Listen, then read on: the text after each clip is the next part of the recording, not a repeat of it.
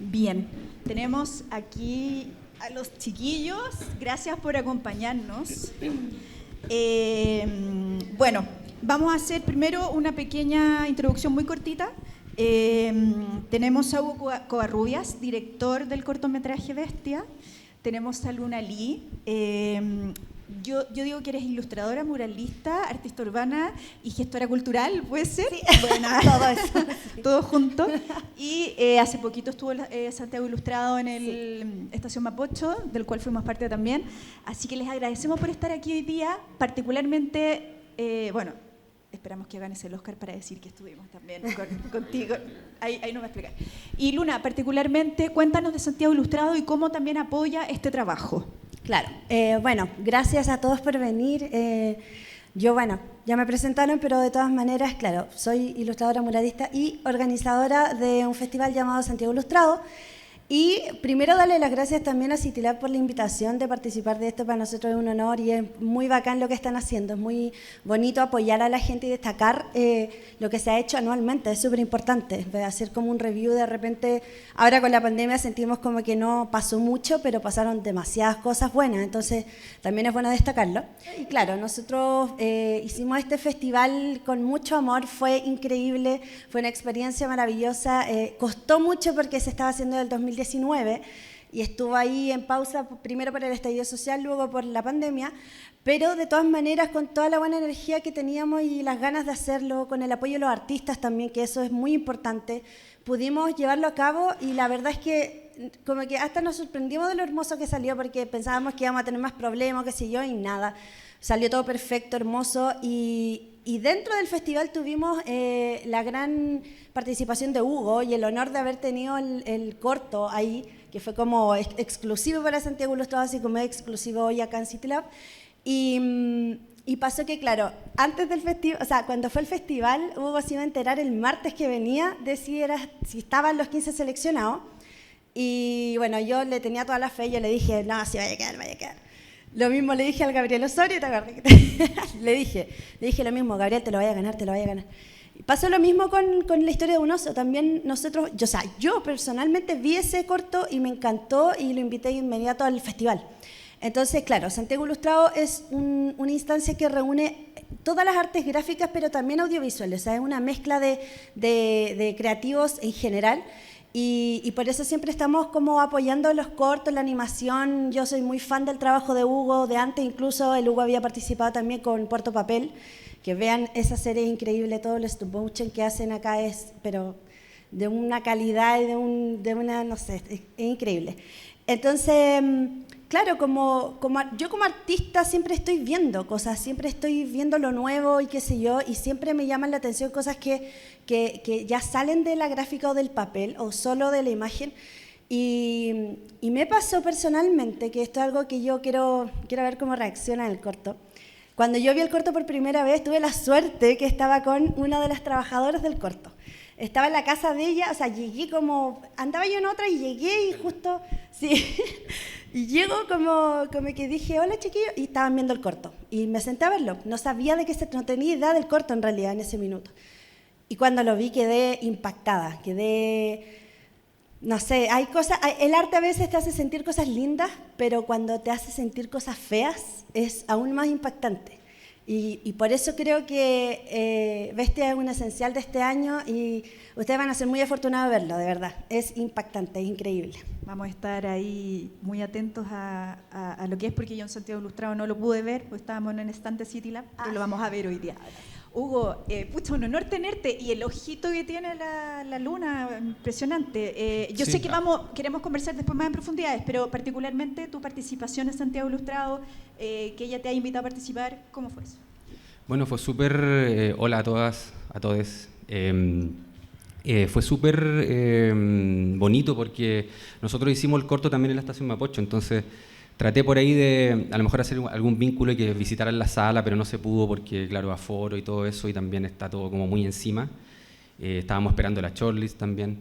Igual tengo que aclarar algo, que no estamos seleccionados todavía, no estamos nominados. A ver, cuéntanos. Estamos en la preselección, que es la shortlist, la lista corta. Primero eran 84 cortometrajes seleccionados. Nosotros ganamos Chile Monos, que es un festival que es calificador a los Oscar, para que lo sepan, para que postulen, hagan animaciones. Esa es la movida, claro. Por ahí hay que partir ya. Y esa es una forma. Otra forma es pagar screenings en California, en Nueva York, en Chicago, para que vaya gente que vota y a lo mejor tener un cupo en la carrera del Oscar. Nosotros ganamos Chile Mono y quedamos dentro de esa carrera. Tú puedes elegir si inscribes el corto o no, o lo inscribes el próximo año. No nos daban las fechas, entonces lo inscribimos ahora. Y bueno, después de eso ganamos 2 festivales más calificadores al Oscar. Basta con uno, pero obviamente si ganáis más, te va subiendo el prestigio, la gente va sabiendo, los votantes van sabiendo también que tu corto está dando que hablar. Y partió súper autogestionado. Nosotros, para contarles un poco, nos demoramos 3 años en hacer el corto. Entre medio se vino el estallido, la pandemia, nos retrasó los tiempos. Yo creo que nos podríamos haber demorado 2 años. Yo quería demorarme un poquito más que las producciones anteriores, como que los otros cortos lo había hecho con un poquito menos de 1 año. Aquí quise demorarme un poco más, reflexionar un poco más acerca del tema, y el estallido obviamente fue algo súper impactante para todas, todos y todes, pero al mismo tiempo me dio el tiempo de reflexionar un poquito más aún sobre algunos planos que a lo mejor tuve la oportunidad de cambiar. Si bien nosotros teníamos la idea desde mucho antes, del 2016, pero obviamente todo este tipo de cosas, estas revoluciones como que igual influyen hacen que cobre más sentido lo que estáis haciendo. Y la pandemia también hizo lo suyo, obviamente, en términos negativos, pero lo positivo era que también en ese momento hicimos una pausa, pude ver cómo estaba el corto, me faltaban como 5 escenas por animar todavía, y después volví a la estación Mapocho, así como parecía la ocasión de película zombie, porque estaba todo como, no sé, lleno de polvo, con caca de gato. Entonces era como un poquito angustiante, pero al mismo tiempo me permitió introducirme un poco más en la mente de esta persona siniestra. Y bueno, no sé, estoy como yéndome por muchas ramas, pero no sé si saben de qué se trata un poco el corto. Eso te iba a decir, si nos haces como la sinopsis, pero no nos contéis tanto tampoco. Sí, no, la sinopsis es, Bestia se interna en la vida de una agente de la policía secreta en Chile en 1975, en plena dictadura militar, y la relación con su perro, con su cuerpo, sus miedos y frustraciones revelan una macabra fractura en un país como Chile. Está basada en hechos reales, y la idea nuestra como equipo fue meternos un poquito en su cabeza y ver desde dónde viene esa maldad, ese mal. Cuando dices meternos en su cabeza, ¿es porque estuviste con esa persona y te contó la historia? No. Ella murió en el año 91. ¿Ya? Por causas naturales. Ella torturaba, obviamente, ella era torturadora ladina, en la Venda Sexy, que es una casa que todavía no está reconocida como sitio de memoria. Esperemos que este corto haga el suficiente ruido como para que a lo mejor se transforme en un sitio de memoria en algún momento, pero por el momento está un poco difícil. Pero bueno, son otros temas que están muy relacionados con esto, pero ojalá esto contribuya en algo. Y bueno, me perdí un poco. Sí, no, yo te estaba preguntando por el personaje real. Ah, claro, ella se murió el 91 en absoluta impunidad, no fue nadie a su velorio ni a su entierro. Entonces, ese es el tipo de personas que crea la maldad, ¿no es cierto? Gente que en el fondo es la real lacra, porque ellos tratan de lacra a otro tipo de personas que nosotros consideramos hermanas y hermanos, ¿cachai? Entonces como que es muy raro todo lo que pasa. Entonces el corto lo que busca es tratar de meternos en su mente y tratar de entender por qué se frustra esta mujer y qué cosas sueña, qué cosas le dan miedo, y etcétera. Creo que lo tienen que ver. Hay un personaje que es de cerámica, que es el personaje que no tiene cara, que se le aparece cada cierto rato. Esa es cerámica real. Y el resto es una emulación de cerámica que está hecha con 3 resinas por términos de, o sea, para que no se rompa cuando se caiga al suelo, por el peso también, porque la cerámica es muy pesada.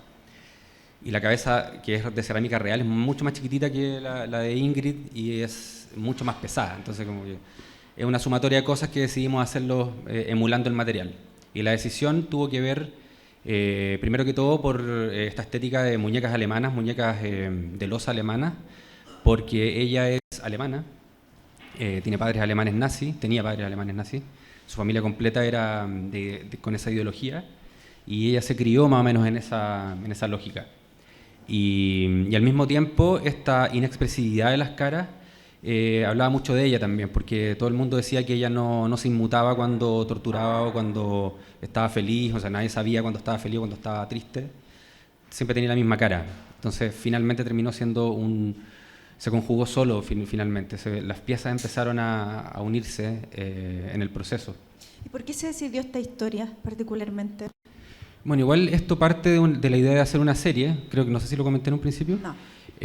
Parte de la idea de hacer una serie de personajes siniestros y oscuros de la historia política de Chile, y el personaje que se repetía en algunos libros que leímos, por ejemplo, de Los Malos, hay un relato de la Alejandra Matus, leímos también la historia secreta de Chile de Baradit, se repetía, y después yo me encontré con el libro de Nancy Guzmán, y claro, ahí aparecen entrevistas a Ingrid Olderock, y ahí uno se va dando cuenta de todas las desviaciones mentales que tenía esta mujer. O sea, en el fondo tenía delirios de persecución, se sentía muy perseguida siempre, tenía instinto de superioridad, entonces como que en el fondo con sus pares, mujeres, ella se sentía muy superior y se sentía muy inferior a los hombres también, entonces como que siempre se trataba de validar en un sistema totalitario y ultrapatriarcal como fue la dictadura. Entonces, no es por defenderla, pero también hay como que entender esas capas de lectura que también configuran a una persona y la hacen transformarse en esta bestia que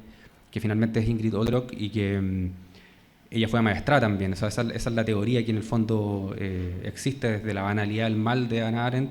Ella trataba también de hablar un poco de eso, de que las personas estaban de una u otra forma maestradas también para no sé, para que le nazca esta maldad. En el fondo uno tiene que tratar de entender cómo funcionan estas mentes. Entonces, claro, obviamente no llegamos a ninguna respuesta, porque, claro, para mí es como una especie de ensayo también este corto, porque tratamos de adentrarnos en su mente sin saber qué es lo que pensaba ella. Yo no la entrevisté, la entrevistó la Alejandra Matus y la Nancy Guzmán. Entonces, claro, ahí hay un trabajo súper interesante.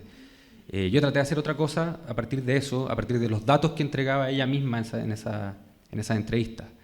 Y claro, finalmente nos basamos mucho más en esas dos miradas de estas dos mujeres sequísimas de la investigación política. Entonces, en ese sentido, claro, el personaje presentaba tantas capas de lectura que me parecía súper interesante realizar este corto como unitario, no como serie por el momento. Aparte que una serie es muy complejo de ser financiada, sobre todo en esta técnica, y creo que todos estuvimos muy de acuerdo en que el personaje de Ingrid Olderock era el más idóneo para realizar un cortometraje que en el fondo tratara de explorar esta oscuridad desde otro lado. ¿Y a ti? ¿Qué te pasó, Luna, cuando viste, bueno, nos contaste un poquito antes, pero ¿qué te pasa desde lo artístico, desde tus conocimientos también, lo que ves en la ilustración, en todo el trabajo como general? Mira, yo creo que, o sea, artísticamente es increíble, porque en el fondo como que el Hugo tiende a no pensar en no me voy a complicar, sino que voy a hacer tal como me lo imagino. Entonces, escenas como, no sé, cuando se empieza a desarmar la casa, por ejemplo, es algo que a lo mejor cualquiera pensaría, no, ¿para qué me voy a complicar? Es demasiado complejo, qué sé yo, pero no, porque no está de más, ¿cachai? Cada detalle del corto es súper...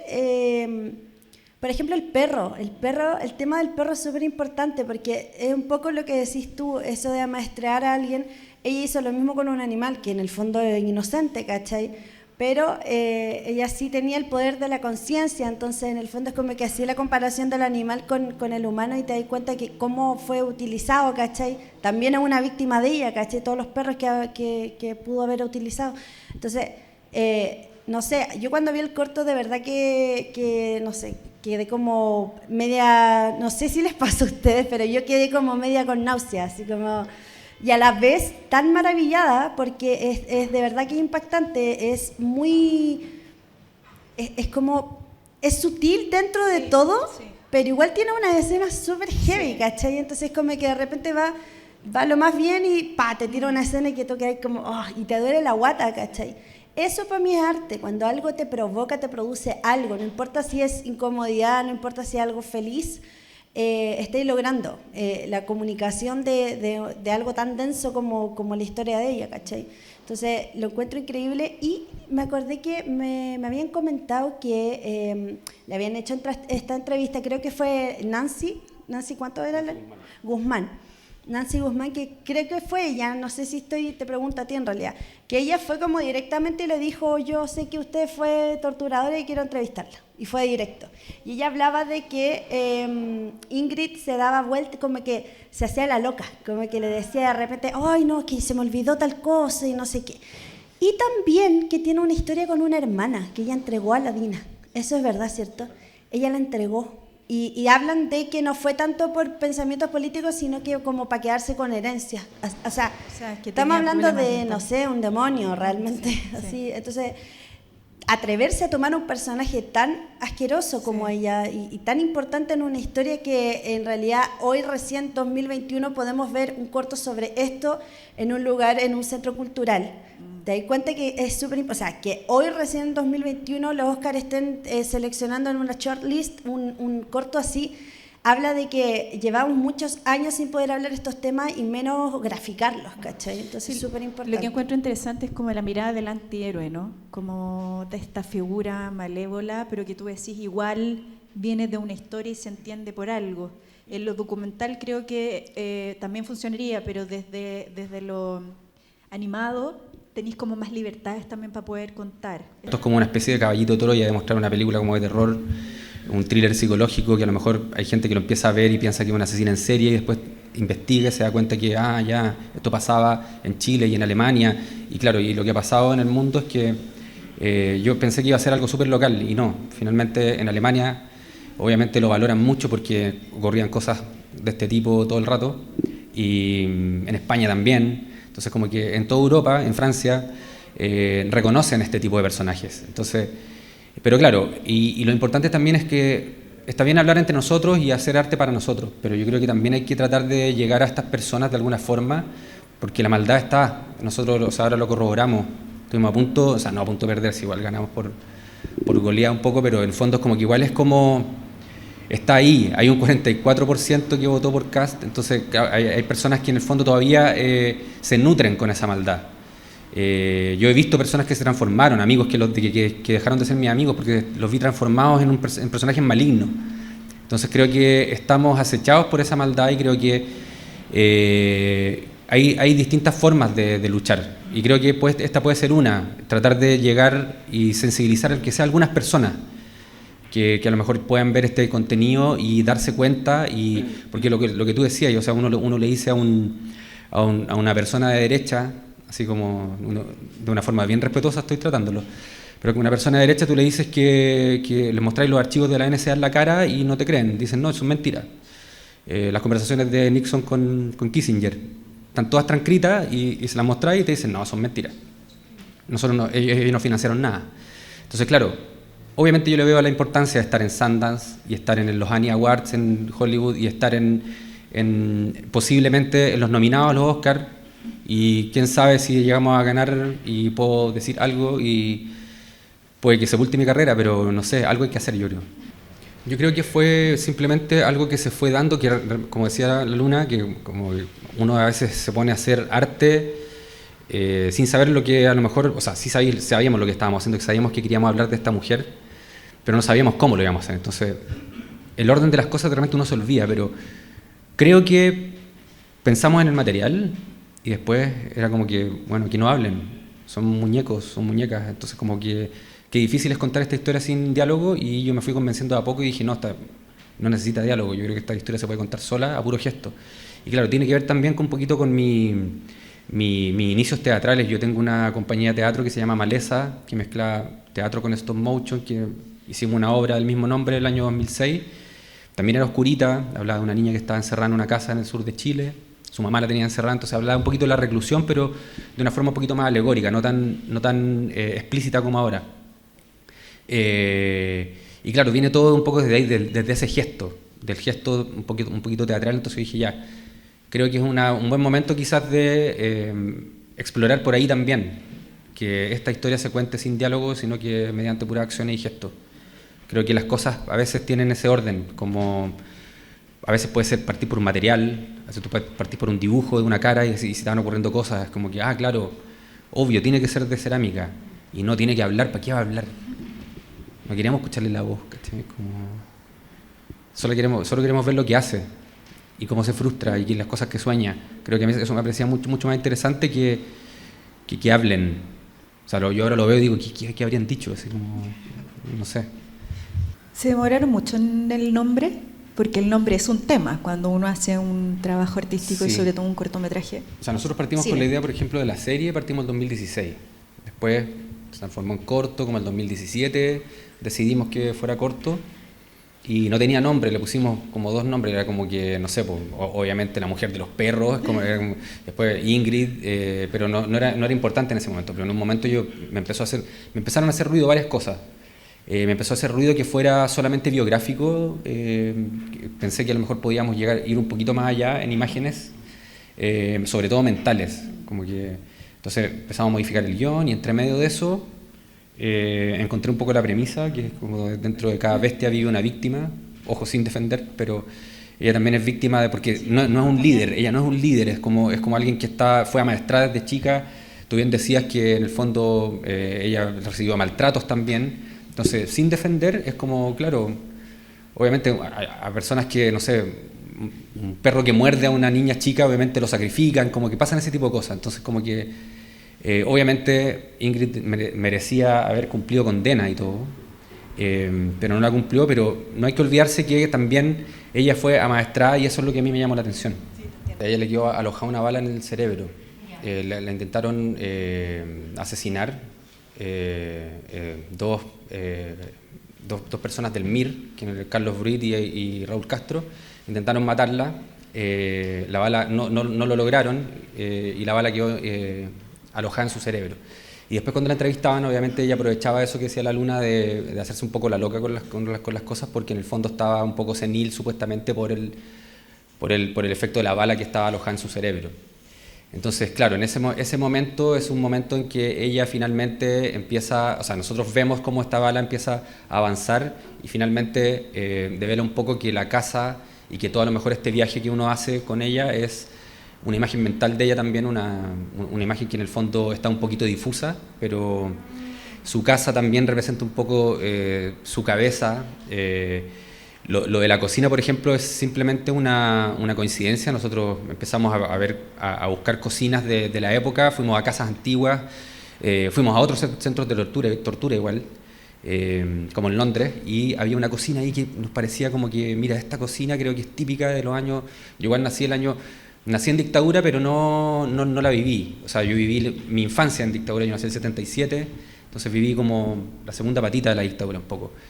Pero sí me acordaba de cosas de ambientación. Entonces, claro, eso fue una coincidencia y el resto lo inventamos, como tú bien dices.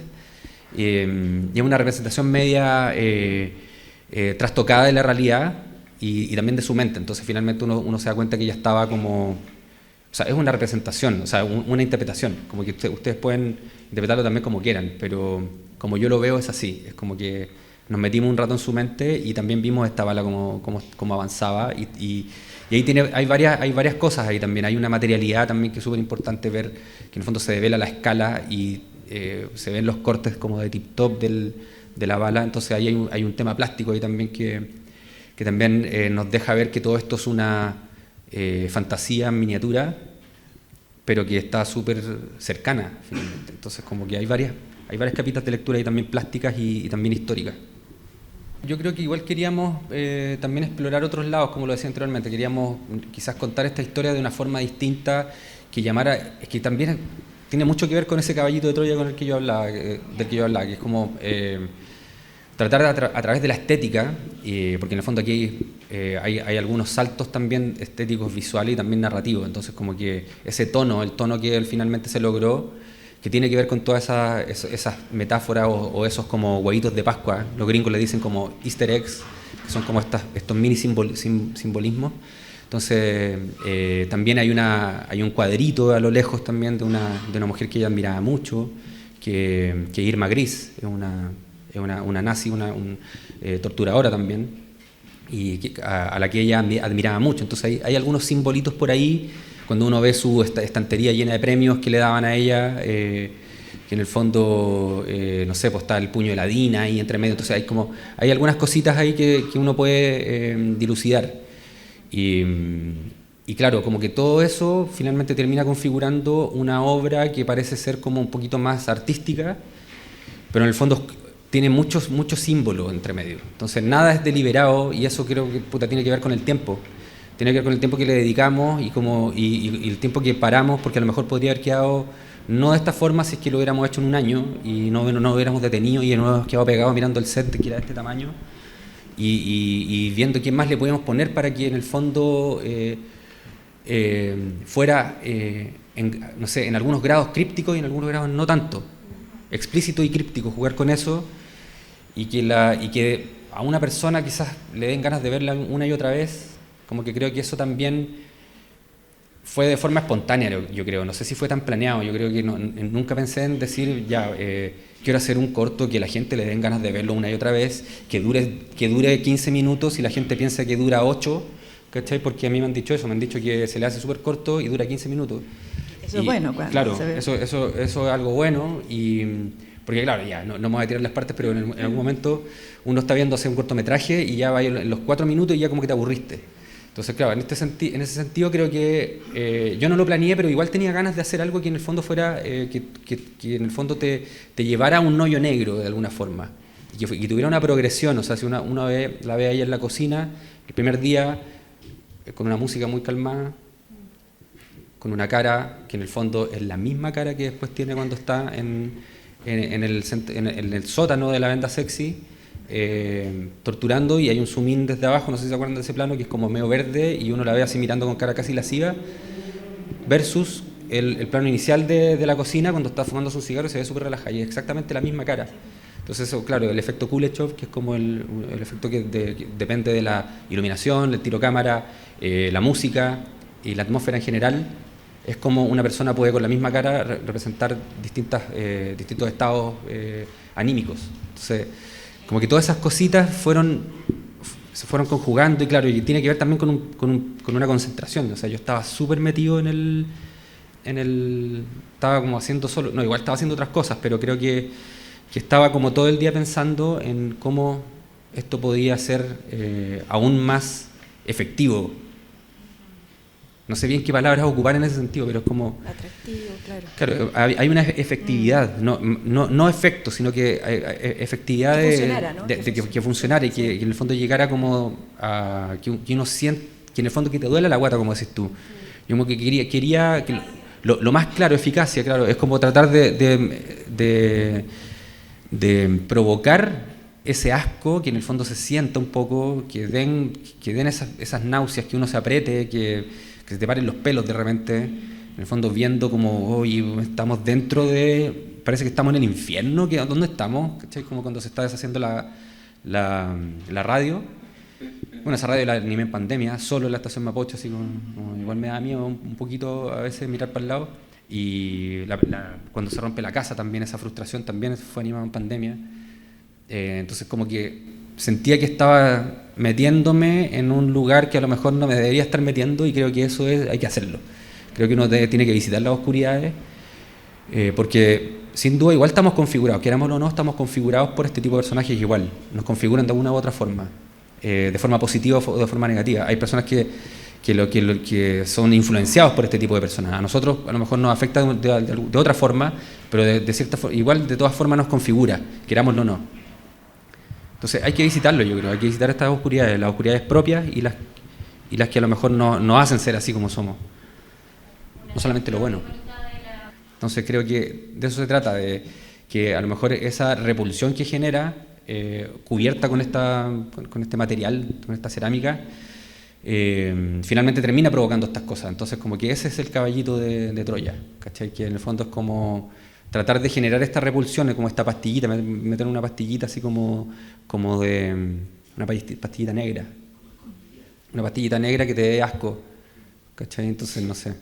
Me pasa algo con todo lo que has hablado hasta ahora de... Ya voy al tiro de la pregunta. Pero siento que estás como desde la creación y desde tu trabajo estás más... Tu punto de vista está más en el que se conozca, en el hacer, más que en el resultado. Y eso lo encuentro bien valioso. Por lo menos siento eso, que estáis más en eso que ganarte el Oscar, ¿cachai? Claro, sí. ¿O no Sí. están así? Sí, o sea, obviamente personas que iban al set decían, oye, nunca había visto esta estética, te voy a ganar el Oscar. Como que, ¿de dónde? O sea, estamos tratando de hacer cine, así como decía Raúl Ruiz, estamos tratando de hacer cine, estamos tratando de hacer... Me han preguntado también por qué en animación, no, es lo que sé hacer nomás. Y ahora, claro, lo encuentro todo el sentido, o sea, claro, obviamente antes hacíamos cosas que yo también le encontraba sentido, pero ahora es como que todo confluyó y dije, ya, mira, aquí hay algo demasiado importante de mostrar de esta forma, y que a lo mejor, porque siempre ha sido como un poquito ninguneado, no sé, el teatro o la animación dentro del mundo artístico, entonces como que en el fondo uno a veces encuentra momentos donde las cosas confluyen. Entonces, por ejemplo, no sé, por las obras de la Manuel Infante últimamente encontraron una forma de hablar de filosofía y de hablar del lugar que tiene el ser humano en el mundo, y hablan de existencialismo. Entonces, como que cuando encontráis ese vértice y lográis alinearte de esa forma, creo que es súper importante también compartirlo. Entonces, como que creo que a veces a mí me pasa que veo el corto y como que se me olvida un poco que lo dirigí yo, como que en el fondo es como, no sé, cómo se hizo, así como, obviamente... Se olvida, ¿no? Claro, y me preguntan cosas, obviamente, y uno, claro, yo trato de recordar, obviamente, por qué, o sea, cómo llegamos a esto, cómo juntamos estas piezas y cómo se hizo, y como que algunas cosas son como espontáneas, como que bullen, así como que salen a flote estas capitas y salen solas, y a veces son muy pensadas, entonces como una mezcla de cosas que finalmente tiene que ver con la conexión que tú tenés también con el tema en que estáis tratando, o sea, con la verdad que estáis tratando de trabajar. Entonces, como que en ese sentido creo que me tiene mucho más contento eso, como de que en el fondo se entienda ese mensaje y que se entienda afuera, que se entienda acá.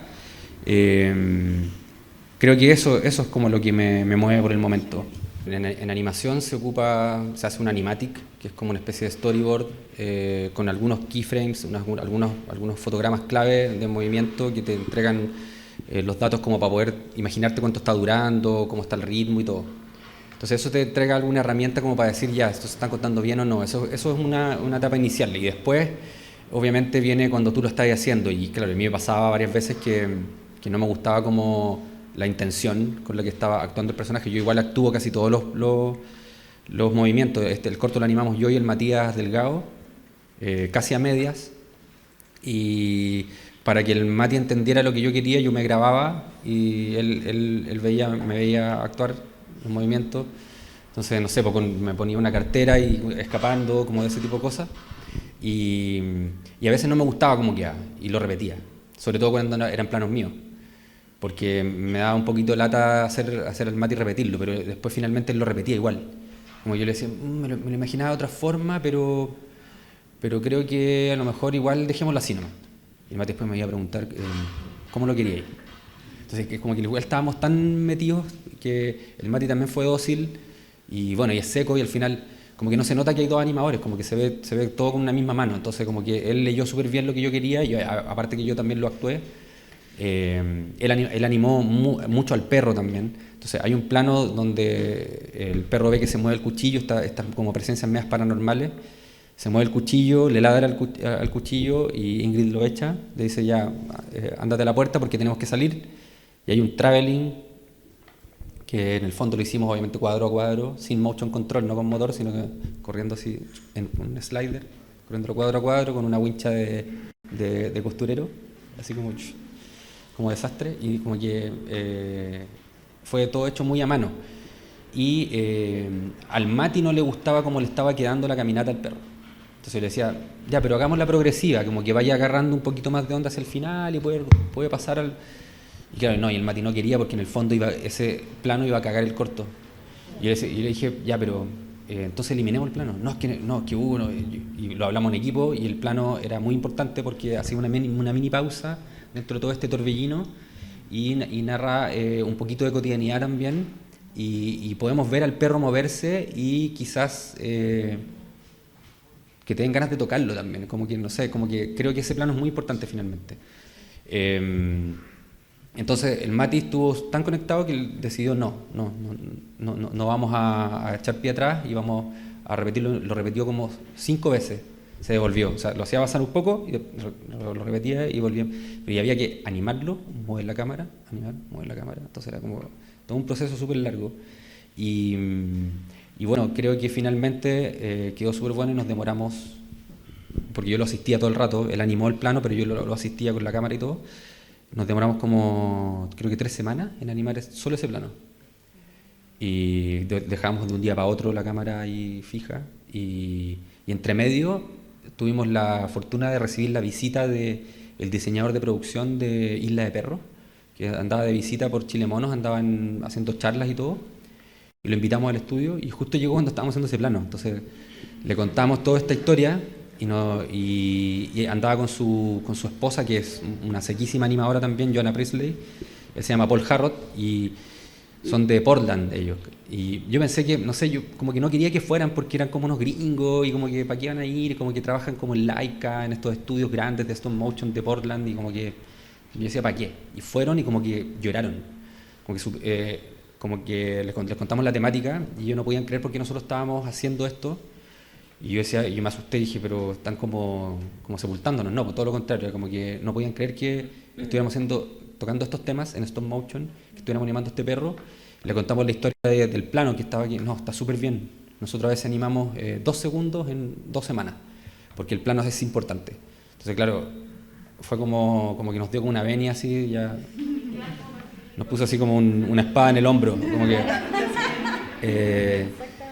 y nos emocionamos y después fuimos a comer así como cerca de la estación Mapocho, una picada, así, unos peruanos, así, para celebrar como que en el fondo estábamos bien, parece. Lamentablemente se necesita plata.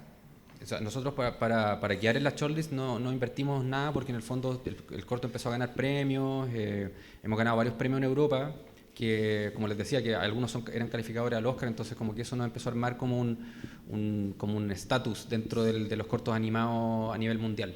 Entonces claro, no necesitamos hacer nada para llegar a la shortlist, pero ahora cuando uno ya está en la shortlist, necesita hacer relaciones públicas, y como estamos en Sundance, también que hemos seleccionado en Sundance, que es un festival también en Utah, y en los Annie Awards, obviamente nos llegaron mails de PR, que son como relacionadores públicos, empresas de relacionadores, y la industria funciona así, es como que hay muchas empresas de relaciones públicas y son súper caras.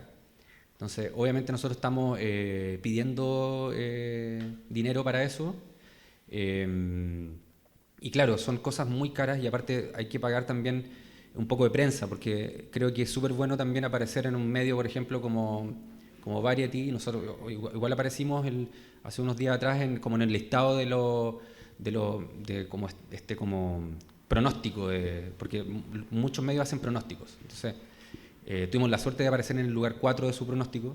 Entonces, pero como que no hay que quedarse con eso, porque son como las encuestas. Entonces, como que puede ser en los cortos preferidos del gallo que escribió la nota también.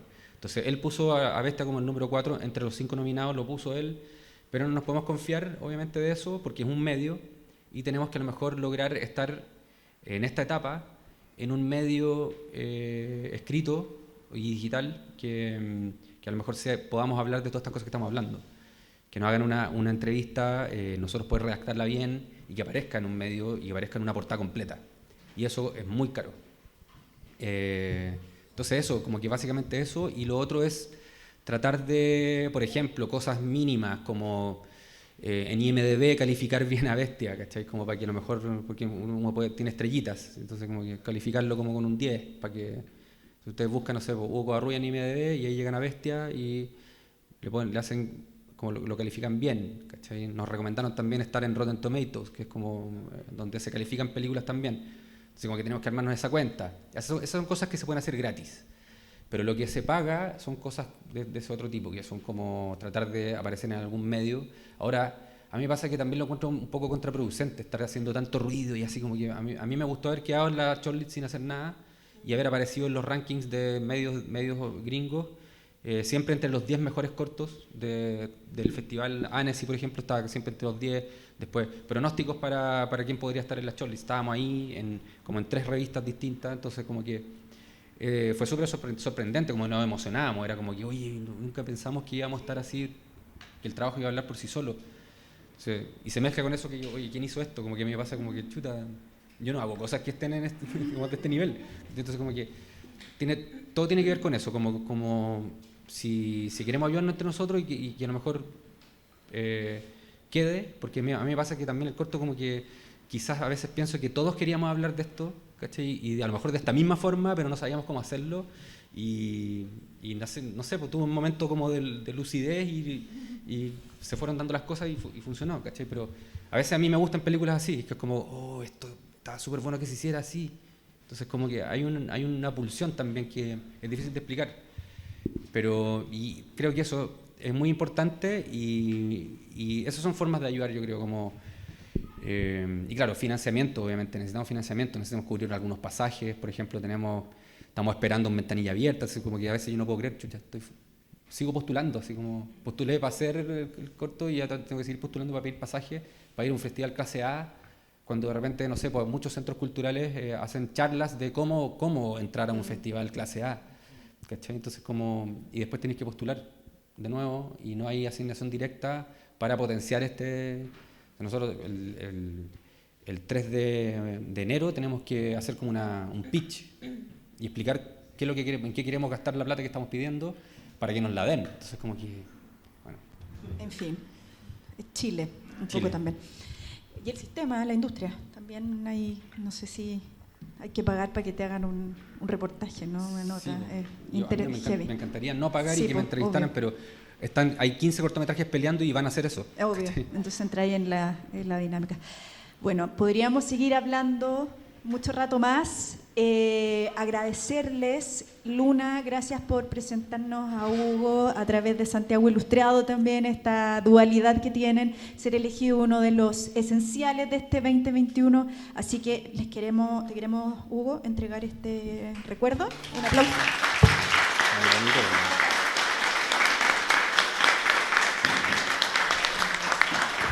Y muchas gracias por habernos acompañado todo este día. Se pasaron. Gracias.